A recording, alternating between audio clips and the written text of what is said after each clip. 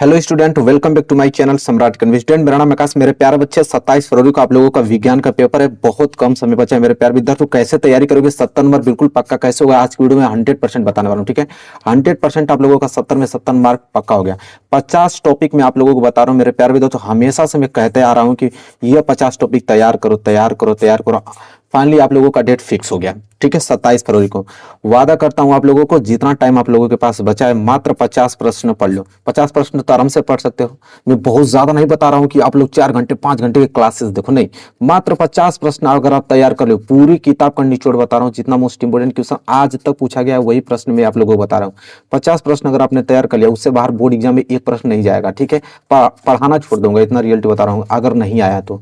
ठीक है, तो बस उन्हीं 50 प्रश्नों को आप लोगों को तैयार करना है। दिन रात उसी को पढ़ना है, रिवाइज करना है उसी प्रश्नों को, और वही प्रश्न देखने को मिलेगा। तो चलो वीडियो स्टार्ट करता हूं। एक एक टॉपिक पे डिस्कस करूंगा, सारे टॉपिक नोट कर लेना और याद कर लेना। ठीक है, तो चलिए, इस वीडियो को 5000 लाइक आप लोगों को मिलना चाहिए। एक प्यारा सा लाइक देकर ही वीडियो आप लोग देखना। पहला प्रश्न, बस यही प्रश्न, जितना आपके पास समय बचा है बस इसी प्रश्न को प्रैक्टिस करके आप लोगों को जाना है। ठीक है, पहला प्रश्न यहाँ पे यह है कि संयोजन तथा वियोजन अभिक्रिया, संयोजन तथा वियोजन अभिक्रिया, ये आप लोगों को आना ही चाहिए। रिएक्शन पूछता है। ठीक है, संयोजन तथा वियोजन अभिक्रिया। दूसरा है आपका उष्माक्षेपी तथा उष्माशोषी अभिक्रिया। देखिए, ये जो दोनों प्रश्न हैं, ये बस एक प्रश्न अगर आप याद कर लेते हैं कि रासायनिक अभिक्रिया किसे कहते हैं, यह कितने प्रकार की होती है, तो उसी प्रश्न के अंतर्गत ये सभी आ जाएंगे। ठीक है, तो आप लोग संयोजन तथा वियोजन, उष्माक्षेपी, उष्माशोषी, यहां चारों में से एक तो जरूर ही देता है, ये तो गारंटी है भाई। ये चारों में से जरूर एक देगा आपको। ठीक है, इसके बाद तीसरा प्रश्न जो कि बहुत ही ज्यादा इंपॉर्टेंट है, रासायनिक समीकरण को संतुलित करने की विधियां।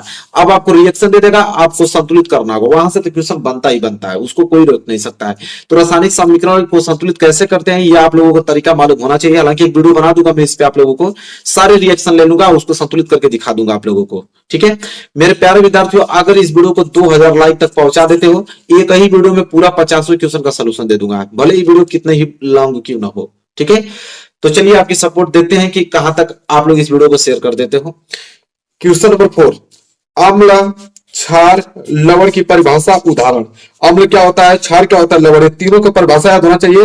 दो एग्जाम्पल याद होना चाहिए, क्योंकि प्रश्न पूछ लेता है कि अम्ल क्षार में अंतर बताइए, या कभी पूछ लेता अम्ल क्षार किसे कहते हैं, तो ये तीनों क्वेश्चन याद होना चाहिए। अम्ल किसे कहते हैं, क्षार किसे कहते हैं, लवण किसे कहते हैं, परिभाषा सहित और उदाहरण सहित आपको उदाहरण पे 1 नंबर मिलता है। ठीक है, इतना याद रखिएगा। इसके बाद बेकिंग सोडा, बेकिंग सोडा बनाने की विधि। बेकिंग सोडा मतलब जो खाने वाला सोडा होता है, मीठा सोडा होता है, तो खाने वाला सोडा कैसे बनता है। ठीक है, ये आप लोगों को उसकी बनाने की विधि याद होनी ही चाहिए। इसके बाद जस्ट धावन सोडा भी। ठीक है, बेकिंग सोडा, धावन सोडा। धावन सोडा मतलब आप लोगों को कपड़े धोने वाला जो सोडा होता है, ये धावन सोडा कैसे बनता है। ठीक है, इसकी बनाने की क्या विधि है। हालांकि इंपॉर्टेंट क्वेश्चन मैं हमेशा कराता रहता हूं, लेकिन आपको याद करना पड़ेगा इस क्वेश्चन को, अगर साइंस में 95 नंबर लाना चाहते हो तो। ठीक है, इसके बाद धावन सोडा गया। इसके बाद plaster of Paris, plaster of Paris बनाने की विधि, बहुत ही ज्यादा इंपॉर्टेंट ये क्वेश्चन है। ठीक है, ये तीनों आप लोगों को आना ही चाहिए, तीनों विधियां, बेकिंग सोडा बनाने की विधि, धावन सोडा बनाने की विधि, प्लास्टर ऑफ पेरिस बनाने की विधि। ठीक है, बहुत ही ज्यादा इंपॉर्टेंट है, एक भी क्वेश्चन बाहर नहीं जाएगा, मेरी बात की गारंटी है। बस जितना बता रहा हूं उतना क्वेश्चन याद कर लो बस। ठीक है, प्रश्न नंबर 8वां देखो, उदासीनीकरण अभिक्रिया। देखो, उदासीनी अभिक्रिया क्या होती है। ठीक है, ये तो बहुत ही ज्यादा इंपॉर्टेंट है। ठीक है, उदासीनीकरण अभिक्रिया। इसके बाद आगे बढ़ेंगे, उदासीनीकरण अभिक्रिया जानते हैं ना, जब अम्ल और क्षार मिलकर लवण तथा जल बनाते हैं। ठीक है, चलिए क्वेश्चन बनाए धातु और अधातु के बारे में। धातु क्या होता है, अधातु क्या है, अंतर से प्रश्न पूछ लेता है, अंतर कि धातु और अधातु में अंतर बताइए। ठीक है, 4 नंबर के लिए प्रश्न पूछ देगा, बहुत इंपॉर्टेंट टॉपिक है, याद होना ही चाहिए आप लोगों को। इसके बाद आपका विद्युत रासायनिक श्रेणी। ठीक है, विद्युत रासायनिक श्रेणी क्या है, और साथ ही साथ सजातीय श्रेणी क्या है, ये दोनों जो है बहुत ही ज्यादा इंपॉर्टेंट टॉपिक है, यहां से तो क्वेश्चन बनता ही बनता है। ठीक है, अम्ल, क्षार, लवण, धातु, अधातु, ये सारे चैप्टर से क्वेश्चन लिए गए हैं, वो बहुत इंपॉर्टेंट है, आपको तैयार करना ही है। विद्युत रासायनिक श्रेणी, सजातीय श्रेणी, ये क्वेश्चन नंबर कितना है, 11। आगे बात करते हैं, जो कि क्वेश्चन याद करके जाना है। आगे देखिए, 12वां है आईयूपीएससी नाम का नामकरण। आईयूपीएससी नामकरण आपको लिखना ही पड़ेगा, क्योंकि यहां से प्रश्न 2 या 3 नंबर का प्रश्न देता है आईयूपीएससी नाम से। ठीक है, क्या यूपीएससी इसका नाम लिखिए, तो आना ही चाहिए आप लोगों को भैया, किसी कीमत पे तैयार कर लो, ठीक है, अगर 95 नंबर लाना चाहते हो तो। क्वेश्चन नंबर 13 देखिए, संतृप्त और असंतृप्त हाइड्रोकार्बन, संतृप्त हाइड्रोकार्बन किसे कहते हैं और असंतृप्त हाइड्रोकार्बन किसे कहते हैं, ये आपको मालूम होना चाहिए। 2 नंबर के लिए प्रश्न पूछे जाते हैं जो कि वेरी वेरी मोस्ट इंपोर्टेंट है। अगर दोनों पूछ दिया साथ में, संतृप्त और असंतृप्त, तो 4 नंबर के लिए प्रश्न बन जाएंगे, ठीक है, जो कि बहुत इंपॉर्टेंट है। इसके बाद साबुनीकरण अभिक्रिया, कि साबुन कैसे बनता है, साबुनीकरण अभिक्रिया बहुत ही ज्यादा इंपॉर्टेंट है, ठीक है, ये आप लोगों को याद होना ही चाहिए, साबुनीकरण अभिक्रिया। इसके बाद अगर हम बात करें तो क्वेश्चन नंबर 15 देखिए, जो कि इंपॉर्टेंट है, एस्टीकरण अभिक्रिया, एस्टीकरण अभिक्रिया क्या होती है, ठीक है, जो कि वेरी वेरी मोस्ट इंपोर्टेंट है, क्वेश्चन 15वां है।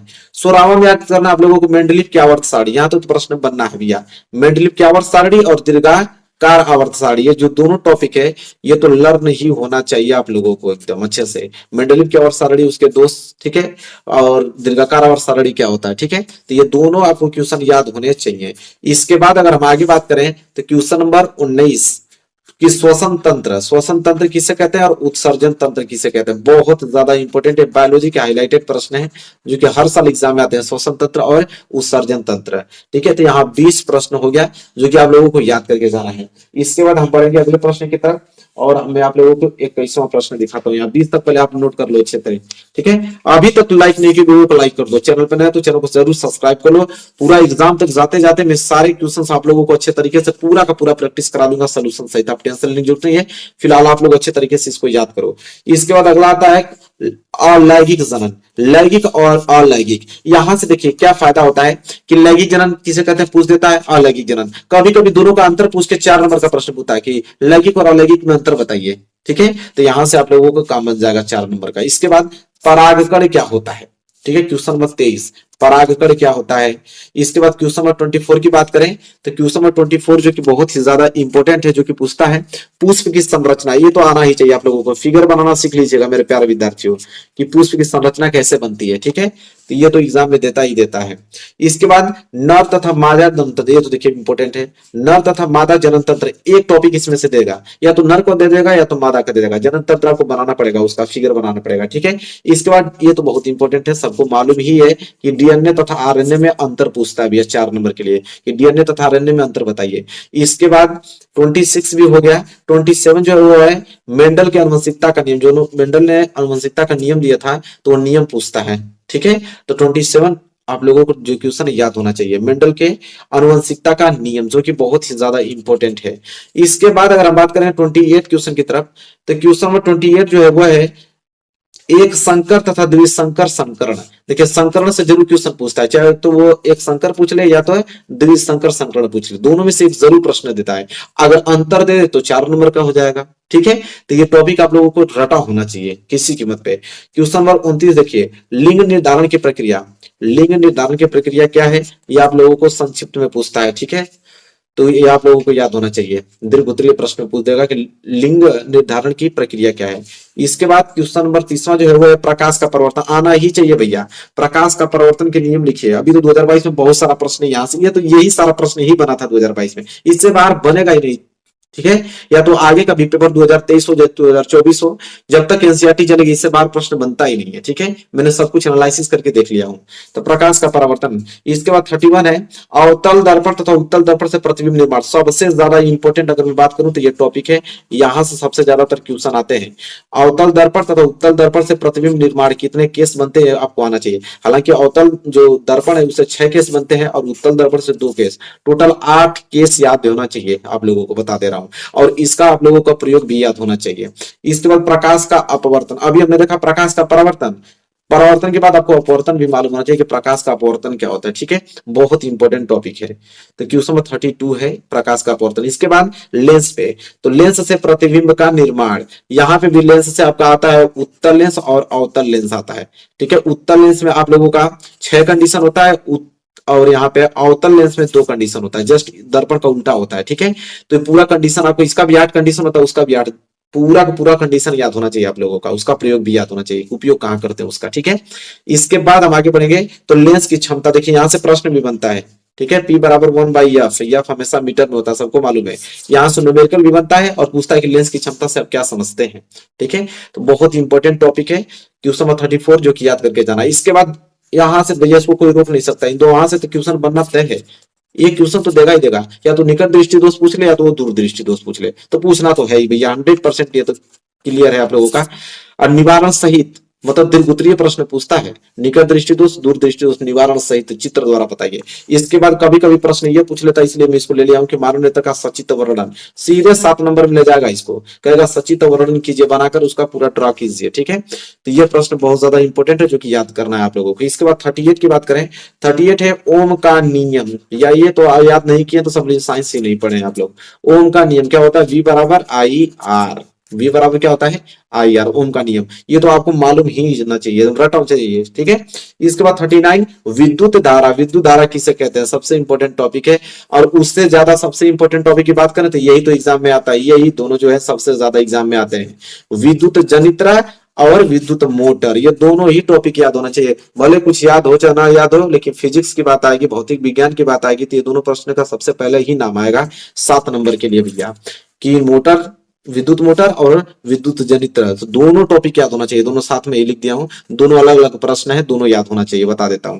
इसके बाद तो ये दो प्रश्न जो है सबसे ज्यादा हाईलाइटेड है भैया, यहां से तो 7 नंबर आप फिक्स ही कर लो कि श्रेणी क्रम संयोजन, जब प्रतिरोध को श्रेणी क्रम में सजाते हैं तो उसका तुल्य प्रतिरोध का फॉर्मूला कैसे निकलता है। और समांतर क्रम मतलब कि जब प्रतिरोध को समांतर क्रम या पार्श्व क्रम में सजाते हैं तो उसका तुल्य प्रतिरोध का फॉर्मूला कैसे निकलता है। ठीक है, हालांकि मैं बता भी देता हूं, समांतर क्या होता है 1/RP, ठीक है, बराबर 1/R1 plus 1/R2 plus 1/R3 ऐसे चलता है। और श्रेणी क्रम में होता है RS बराबर R1 plus R2 plus R3, इस तरह चलता है। ठीक है, उसका आप लोगों का सिद्धिकरण आना ही चाहिए, प्रूफिंग आना चाहिए कि इसका फॉर्मूला कैसे प्रूफ होता है, किसी कीमत पे याद होना चाहिए, मैं आप लोगों को बता रहा हूँ। ठीक है, इसके बाद है चुंबकीय बल रेखाएं किसे कहते हैं, चुंबकीय बल रेखाएं। और इंपॉर्टेंट बात करें तो यहां से देखिए, बायो सेवर्ट का नियम और फ्लेमिंग के दाएं तथा बाएं हाथ का नियम और विद्युत मोटर, ये तीनों टॉपिक मेरे प्यारे विद्यार्थी छोड़ना नहीं आप लोगों को। चुंबकीय बल रेखाएं और बायो सेवर्ट का नियम, फ्लेमिंग के दाएं तथा बाएं हाथ का नियम, और इसके बाद है आप लोगों का विद्युत मोटर, जो कि बहुत ही ज्यादा इंपॉर्टेंट है। ठीक है, जो कि आप लोगों को याद करके किसी कीमत पे ही आप लोगों को यहाँ से जाना है। चलिए, इसके बाद जो अगला प्रश्न है 47, वो है विद्युत जनित्र का। ठीक है, अभी हमने बताया था, दोनों को अलग अलग लिखवा दिया हूं, एक बार बताया था आपको, विद्युत मोटर और विद्युत जनित्र दोनों साथ में याद होना चाहिए। इसके बाद फैराडे का प्रेरण नियम, जो कि वेरी वेरी मोस्ट इंपोर्टेंट है। इसके बाद ओजोन का परत अपक्षय कैसे होता है और ऊर्जा का स्रोत, ये दोनों क्वेश्चन पर्यावरण से लिए गए थे, पर्यावरण के भी क्वेश्चन पूछे जाते हैं। ठीक है, सबसे ज्यादातर अगर पूछे जाते हैं तो यही दोनों पूछे जाते हैं, ओजोन परत का अपक्षय कैसे होता है, ऊर्जा का स्रोत क्या है। ठीक है, तो इतना प्रश्न आप लोगों को याद होना चाहिए किसी कीमत पे मेरे प्यारे विद्यार्थी, इसके बाद कोई फेल नहीं कर सकता है आप लोगों को। ठीक है, जैसा कि आपने देखा यहाँ पे कि हमने बहुत ही सारा मोस्ट इंपोर्टेंट क्वेश्चन आप लोगों को बता दिया, इससे बाहर नहीं जाएगा। हाँ, कुछ एक्स्ट्रा पॉइंट मैं आप लोगों को बताने वाला हूँ, अभी रुके रहिए, अभी जाना नहीं है आप लोगों को, जो कि सबसे ज्यादा महत्वपूर्ण है वही बात आप लोगों को बताने वाला हूँ। मैं थोड़ा सा दूसरा पेज ले लेता हूँ, ये सारे क्वेश्चन हो गया, सुन के ही जाइएगा आप लोग। और इसकी इतना प्रश्न याद होने के बाद 2 काम और करना है आप लोगों को। 2 काम कौन कौन से, एक आपका विद्युत और दूसरा आपका प्रकाश। देखिए, विद्युत और प्रकाश का जो न्यूमेरिकल है रटा होना चाहिए, क्योंकि न्यूमेरिकल सबसे ज्यादा एग्जाम में आता है। ठीक है, तो न्यूमेरिकल आप लोगों को लगा कर जाना है मेरे प्यारे विद्यार्थियों। बस इतना अगर आप काम कर ले तो इतना प्रश्न अगर आपको तैयार है, गारंटी कोई फेल नहीं कर सकता है। 95 मार्क्स 100% आएंगे, इस बात की मैं गारंटी लेता हूँ। ठीक है, साइंस की बात कर रहा हूँ। ठीक है, इतना प्रश्न याद है तो। और मेरे प्यारे विद्यार्थियों, अगर 2000 लाइक तक पहुंचा देते हो, वीडियो को शेयर कर देते हो, ठीक है, 100% एक ही वीडियो में पूरा प्रश्न हल सहित आप लोगों को करा दूंगा। भले ही 3 घंटे या 2 घंटे की वीडियो बने, कोई फर्क नहीं पड़ता, आप लोगों के लिए सब कुछ है। ठीक है, हालांकि 2000 लाइक तक आप लोगों को इस वीडियो को पहुंचाना है, इसके बाद मैं तुरंत वीडियो इस पे प्रोवाइड कर दूंगा।